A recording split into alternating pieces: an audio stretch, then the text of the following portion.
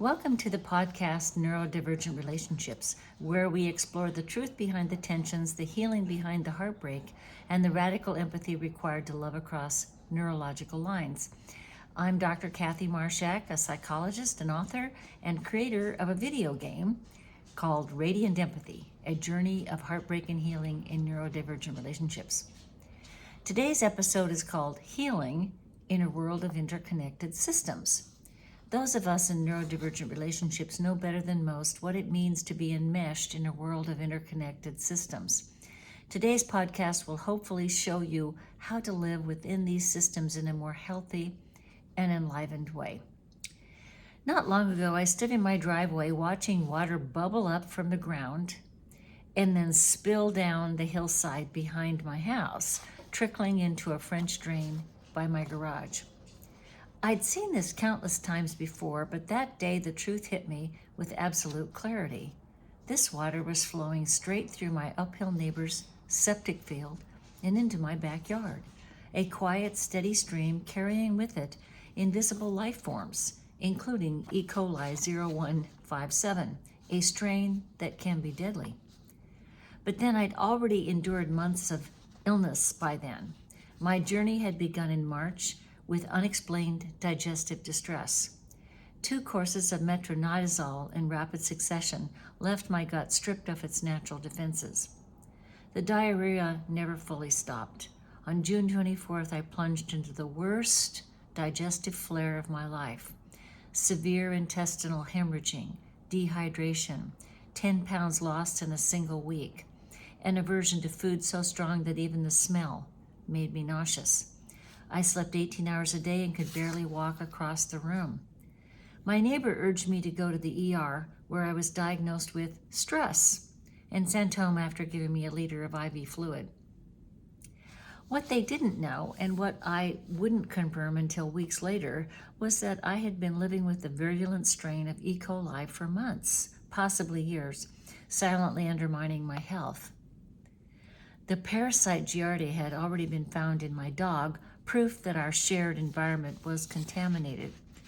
I've been looking for answers in every specialty, ER doctors, my PCP, and an infectious disease specialist, a gastrologist, each focused on their piece of the puzzle, but no one asked how the pieces fit together. My naturopath, Katie Bennett, kept urging me to take a PCR stool test. I resisted, frustrated by the out-of-pocket cost, the hassle of collecting 3 samples, the overnight shipping, and all of that. Only after I had started feeling better from high-dose probiotics and supportive care did I finally send it in. The 10-page report that came back in August this year laid out the whole truth. E. coli 0157:H7. Confirmed. Severe yeast overgrowth from S. boulardii supplementation, immune markers elevated in constant high alert. My body had been fighting for its life, system by system. I was reminded of Ludwig von Bertalanffy, the Austrian biologist who developed general systems theory. He proposed that disease and cures often arise where systems intersect, collide, or diverge, and that if we only examine one system or one symptom, or one part at a time, we may miss the healing power of the whole. Our bodies are systems of systems, digestive, immune, circulatory, neurological, all interacting constantly. And we're nested in larger systems, our communities, our environment, our planet, even our solar system and beyond. My illness wasn't just a gastrointestinal problem, it was the result of a disrupted ecological system. The intersection of my neighbor's property mismanagement, local water flow, my own immune resilience, and how the medical system approaches or fails to approach complex illness. So here's the ancient blueprint for healing.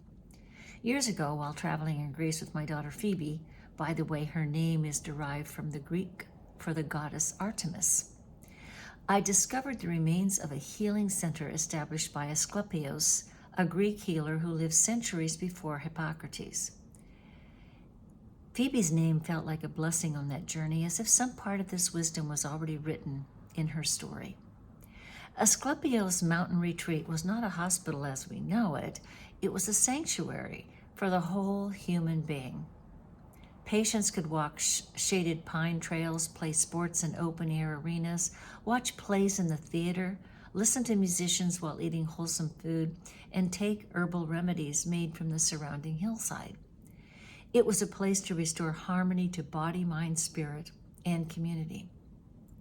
We've always known that reconnecting ourselves to our system of systems is healing, but modern life fragments us.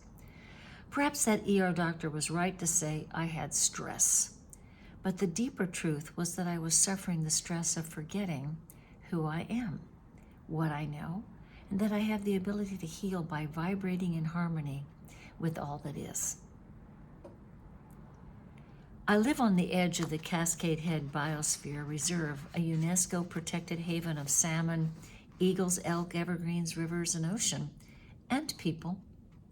The mission of the biosphere is to teach us to live in balance within this intricate system of systems. My health crisis was a vivid reminder of what happens when we fall out of balance with Mother Nature.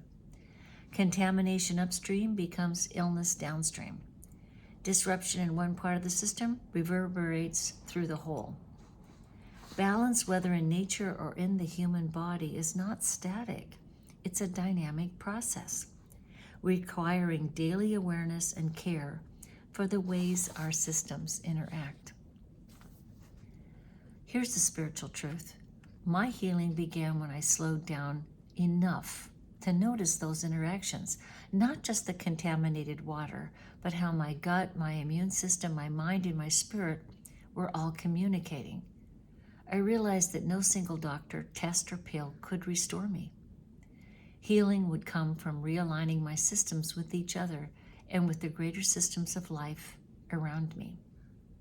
We are all connected. We are all here to help each other remember the way back to balance. One of my favorite mantras is God is, I am, we are one.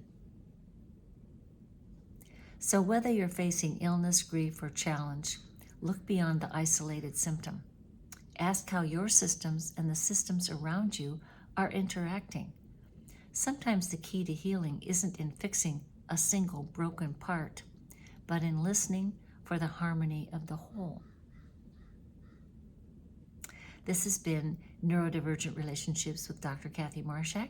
Thank you for joining me, and I hope to see you at the after party, where we open the discussion to those of you who live this life. You'll find the schedule of the after parties on one of my websites, and if you're a member of the private group, you may join and listen, or you actually can listen to one of the recordings later. Hope to see you there.